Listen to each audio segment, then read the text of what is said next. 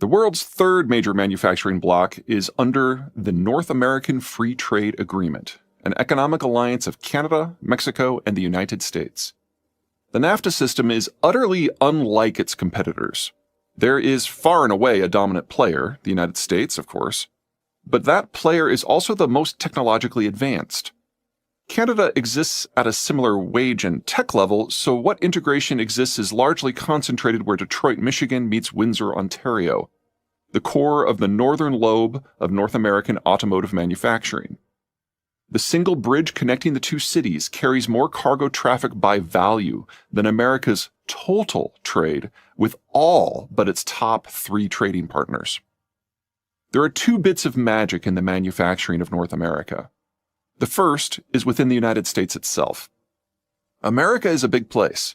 In terms of flattish, usable land, it is easily twice the size of either Europe or China, both of which have vast swaths of nigh useless territories that are mountainous or desert or tundra. Both have built up about as large a population as they can manage, while the Americans could easily double their population and still have loads of spare land, which is precisely what's likely to happen by the end of the 21st century. America may not have the wage variation that exists throughout Asia and to a lesser degree in Europe, but it more than makes up for it with geographic variation. Different parts of the United States have wildly different costs for food, electricity, petroleum products, and land. Each region has its own unique characteristics. Cascadia is known for its left-wing politics, hefty regulation, unionized environment, but most importantly, sky-high urban land costs. Seattle sits on an isthmus, while Portland is squashed between highlands. Both boast traffic as epic as their property prices. The only saving grace from a cost point of view is the region's cheap electricity. Hooray, hydropower. The only play the Pacific Northwest has in the world of manufacturing is to move upmarket and provide the highest value add possible. This is the land of Boeing and Microsoft. The American Northeast is tight. High land costs, high labor costs, overloaded infrastructure, high regulatory barriers, heavily unionized, densely populated cities, nearly zero green space to be had. Most manufacturing has long since decamped the region, leaving behind a weird bifurcation.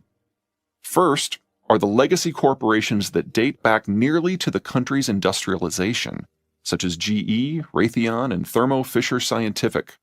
None produce all that much locally, but corporate headquarters and intensive design work both call Massachusetts home. Second, what stuff is still built here has been shaped by ever-rising costs for siting, labor, and regulatory compliance. It is a merger of industry and brain work, biomedical, system controls, scientific instruments, aeronautical and navigational devices, electrical systems, and the design, final assembly, and refurbishment of a variety of aerospace, maritime, and naval hardware. Above all, the Northeast is where the training takes place for the brain work that drives all American manufacturing everywhere. After all, the Northeast is home to Yale, Harvard, and that most hallowed hall of nerds, the Massachusetts Institute of Technology. The Front Range, where I hang my hat these days, and the Arizona Sun Corridor are a world apart. Land is dirt cheap. Regulations are for the bonfire. But there just aren't all that many people, and the cities are certainly not close together. The combined population of the two zones' urban corridors isn't much more than 10 million, and the drive from Colorado Springs, the southern extreme of the very extended Denver metro, to Albuquerque is a cool 4 hours. And even that only if the traffic is light, the weather is good, and the cops are asleep. Between very limited economies of scale and high in-region transport costs, standard manufacturing supply chains are almost out of the question. The solution? Tech servicing and all-in-one manufacturing hubs that don't heavily integrate with the rest of the country unless it makes sense for the product to be flown. This is the corner of America getting into high-end semiconductor fabrication of the Japanese and Taiwanese style. The Gulf Coast is Energy Alley. Petroleum and natural gas are both produced and processed there. The shale revolution has so deluged the region in vast volumes of low-cost, high-quality hydrocarbons that the region is busy expanding its industrial plant to make not just intermediate products like propylene and methanol, but increasingly down-market products like safety glass, diapers, tires, nylon, plastics, and fertilizer. The biggest problem? Siting can be a bit of a bitch. Big refineries need maritime access and lots of space. Still, this region lucks out in two ways. First, the Texas coast sports an extensive chain of barrier islands that provide it with more shielded port potential than all of Asia. And the lower Mississippi in southern Louisiana isn't even remotely shabby either. Second, most American petrochemical facilities were built with lots of standoff distance. Working with large volumes of oil and natural gas at high temperatures can be dangerous work. At least some of that empty space can be converted and is being converted into yet more industrial capacity. A region that consistently surprises to the upside is the American Piedmont. Sub-average educational system, semi-rugged terrain that both increases transport and land costs while limiting opportunities for integration and economies of scale. Limited options for river transport. Doesn't feel like the South should be very successful. But the locals more than make up for the shortcomings with oppressively felonious levels of charm. Rather than wait for investors to come to them, Southerners venture out to potential investors the world over, typically bringing with them their delegation's combined body weight in bourbon to smooth over any cultural barriers. Fun fact. When hard-drinking American Southerners meet with equally hard-drinking Koreans, the result is one of those irresistible force, immovable object contests. Once the Southerners inebriate, land an investor, they then set to work back home to create the perfect customized business environment. Infrastructure is expanded, the workforce is exquisitely tailored not just for the investor's business, but for specific jobs. Tax laws are changed. And the Southerners do what they do best, make outsiders feel like they're part of the family. Embarrassingly little American investment drives the South. But foreign investment? Everywhere. The American South has become a playground for Germany's VW and Mercedes-Benz, Japan's Honda, Mazda, Nissan, and Toyota, Korea's Hyundai and Kia, and Sweden's Volvo. Even persnickety Airbus has facilities in Charleston, South Carolina, and Mobile, Alabama. Florida. You go to Florida for the beaches, Disney World, and retirement, not to manufacture stuff. And we're walking. The Great Lakes region was once known as America's Steel Belt. A bit of canal work in the mid-1800s connected the Northeast to the Great Lakes and Greater Mississippi, making this region the greatest integrated manufacturing zone on the planet. For a time. During the Great Depression, the Americans adopted something known as the Jones Act, which forced any cargo shipped between any two American ports to use only vessels that were American-built, owned, captained, and crewed. That, put conservatively, increased the cost of water transport in the United States by a factor of 5. What made this region special and successful? Withered. Add in international competition during the globalization age, and the region has since been reimagined as the Rust Belt, despite arguably having the nation's best educational system. Manufacturing still exists, of course. Illinois is home to none other than John Deere, with the bulk of the continent's large farm equipment even today manufactured in the Midwest. Detroit is no slouch, but neither is it the region's norm. Instead of mass volume, heavily integrated systems, most players are on the small side, heavy into highly technical custom work, and often supplying specialty parts to Texas. The Texas Triangle comprises the cities of Houston, Dallas-Fort Worth, Austin, and San Antonio.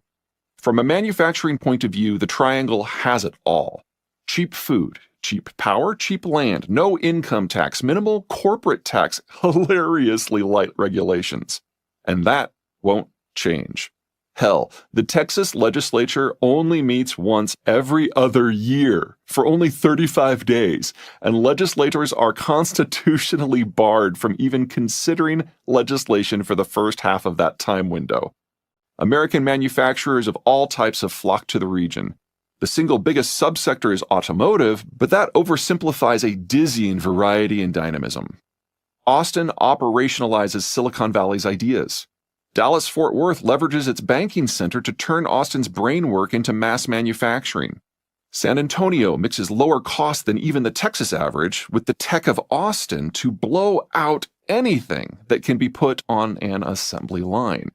But the real star of the Texas game is Houston.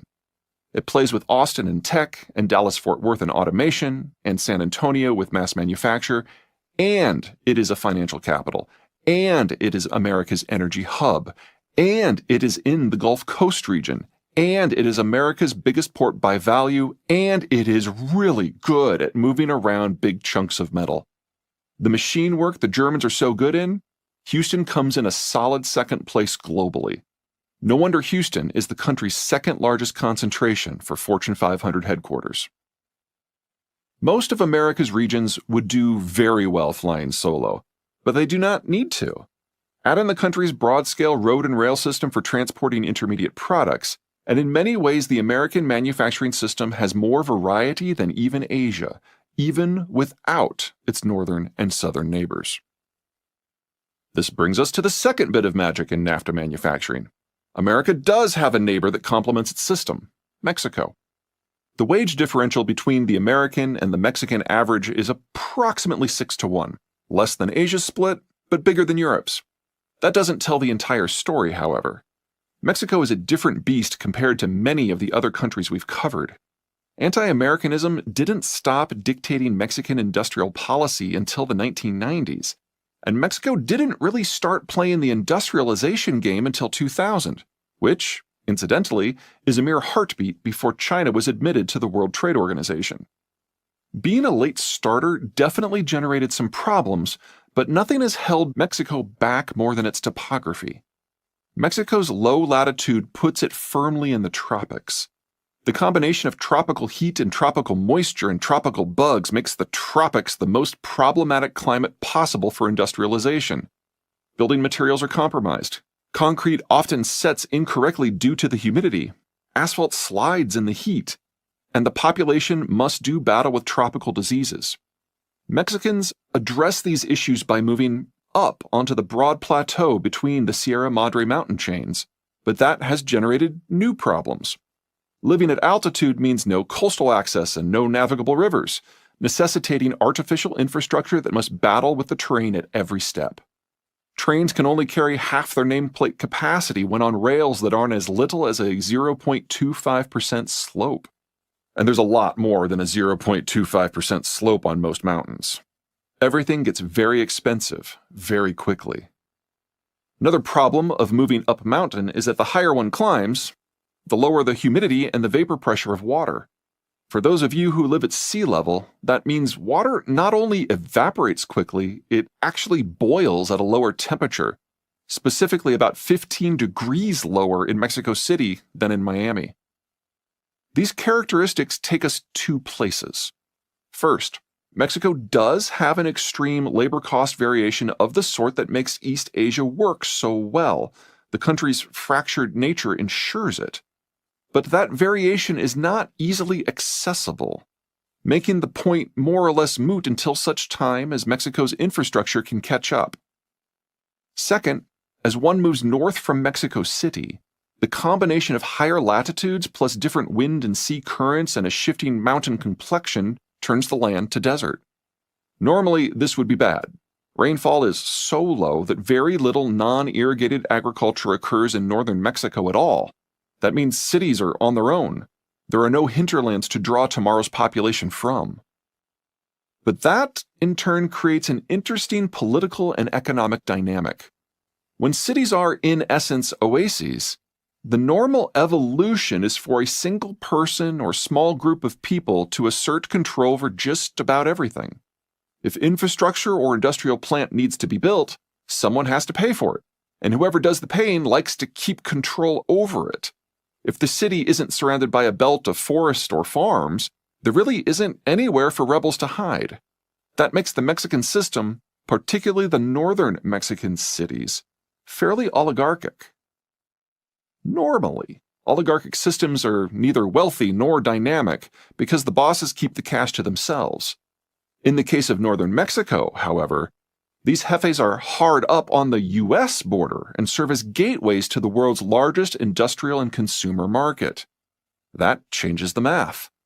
Northern Mexican business people still integrate with one another, at least within their own shared metro region, but it is far more important for them to plug into an American supply chain, particularly the wealthy Texas Triangle supply system. Perhaps best of all, while the United States features the developed world's healthiest demographic structure, Mexico features the best of the advanced developing worlds. There's plenty of consumption on both sides of the border. End result? The Texas-Mexico axis boasts the technological sophistication of Japan, the wage variation of China, and the integration of Germany with its neighbors, all within the footprint of the world's largest consumption market. That is where we are now. But now is not the future.